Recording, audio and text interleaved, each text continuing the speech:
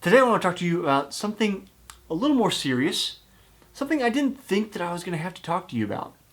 And that is, are runners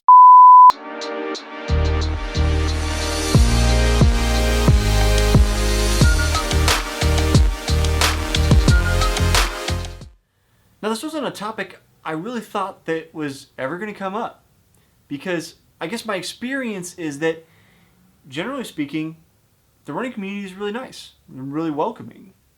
I've met lots of great people through the running community, but on one of my videos where I suggested that if you want to join a running club, you should, because people are friendly, I recently had a commenter who used some, I'll say, hostile language, to put it nicely, to describe the people that they met at their local running clubs, and was typically hostile towards me for suggesting that you should even do such a thing.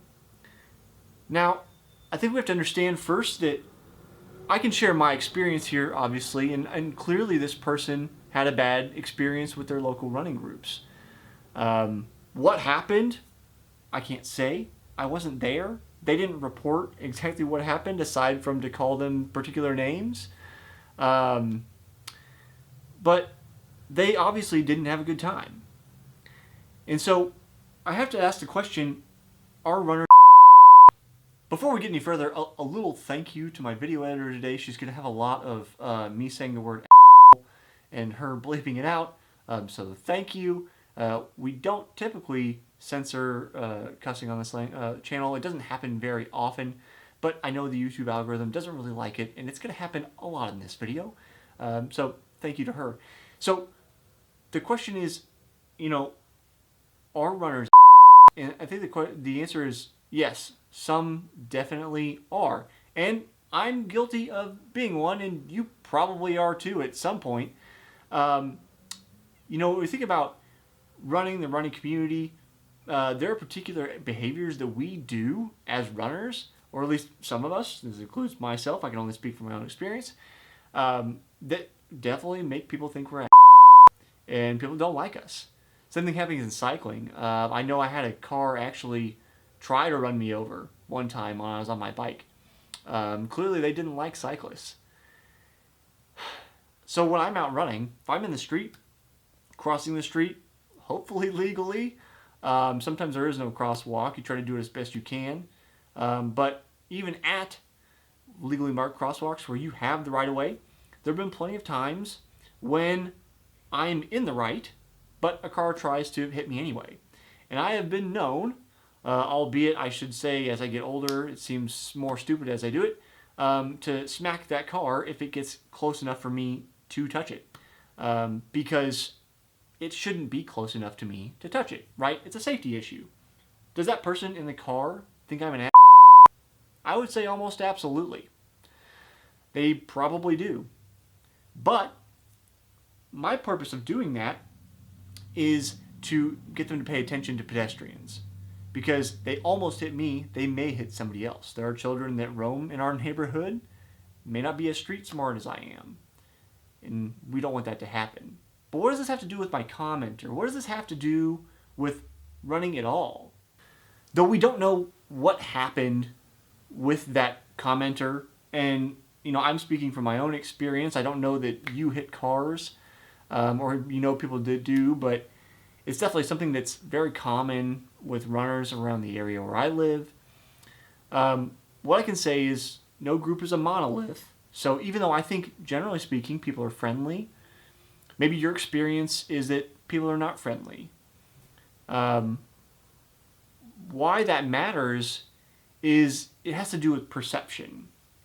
So the way you perceive an interaction with some person, you may think they're not being friendly. I may think it's fine, or there's nothing wrong with it. It was perfectly friendly. Some of it is going to be a little bit of culture clash. Now, if it's the case that you think every single person is not being friendly with you, I think it's fair to say at some point you have to ask yourself, am I the problem? And I don't mean that in a derogative way. I don't mean that you are a problem. What I mean is that your internal perception of the situation may be skewed in comparison to the people around you. And why does that matter for running? It matters for running because often, if you have an external locus of control, meaning you believe that things happen to you, you're going to have a greater sense of bad things happen to you. You have no control. People are mean. There's all of these things going on.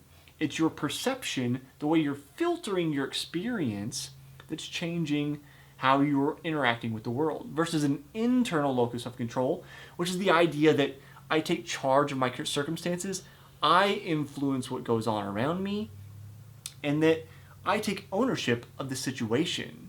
Now, they are just nice pop psychology terms, internal, external locus of control, but beyond that, it's about the perception of how you view the world.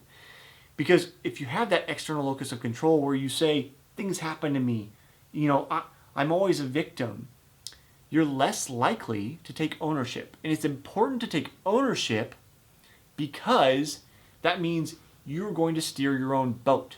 When you steer your own boat, that means you take ownership over the things that go wrong, even if you didn't necessarily do them. There is obviously the far end of the spectrum where you take ownership of everything and sometimes you got to let things go. But if you have this perception that everything's always happening to me and these things are always going on that I can't control, I would suggest you're going to be less likely to be successful as a runner, because running means being consistent and being flexible. So if something comes up, something does actually happen that you have no control over, and you just go, oh, woe is me. All of these bad things are happening. All these runners are I can't find friends. Well, what can you do about it? You can't do anything about how they treat you. I mean, in my case, I can hit cars, but I can't do anything about that past that point. That's the interaction I'm having. And then it passes on. You can, however, choose to decide, this is how I'm going to approach the situation in the future. And if somebody's mean to me, I'm going to move on. If something goes wrong in my running schedule, I'm going to move on. I'm going to do the best I can with the situation I have because I'm taking ownership of my situation. So, yeah, maybe the title for today is a little clickbaity because I want you to listen to my diatribe a bit. But I think it's important to take ownership, to have an internal sense of control, that you play a part in your life. Things don't happen to you, because when you take that ownership, you're able to move forward. You're able to run faster. Why? Because you're making sure that when something happens, you make it up. You stay consistent. You don't blame others. You just get it done. So, that's the end of my diatribe. The answer is yes. Some runners are sometimes I'm you're probably sometimes too. All of us are, because nothing is black and white, and the way we perceive each other doesn't always reflect the way that somebody intended to treat you.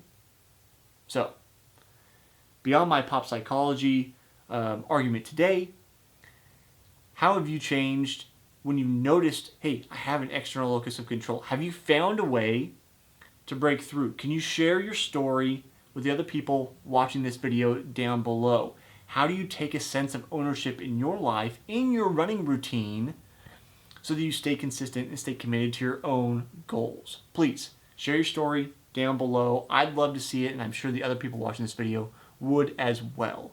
So I'll see you next time on the next episode of Runner's High.